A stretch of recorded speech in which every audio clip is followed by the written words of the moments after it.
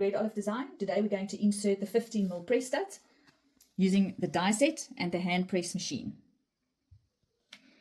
So first we're going to put in some holes with a 3mm hole punch. You're going to mark your holes first on your project. This is just random holes. Okay, so these two parts go together, face down into the hand press. These two parts go together, face down.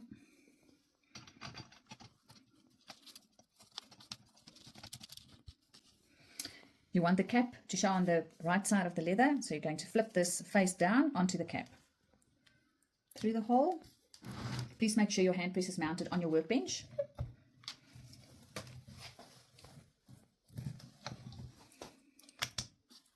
It shouldn't move.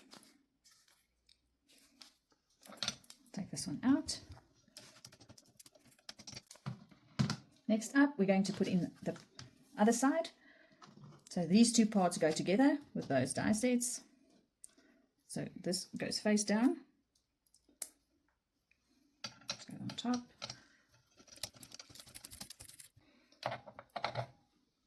And this part goes on there. So we want the clip side on this side for it to clip like that. So make sure you put it right side up and press down.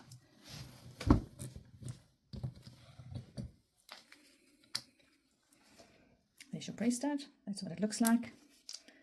And make sure it clips. And there you go. All this product that we've used is available on our website. The hand press machine, the die sets, the press studs, 15mm hat and donut, the polyprop boards, the mallets, and the hole punches. See you again later. Thanks for watching.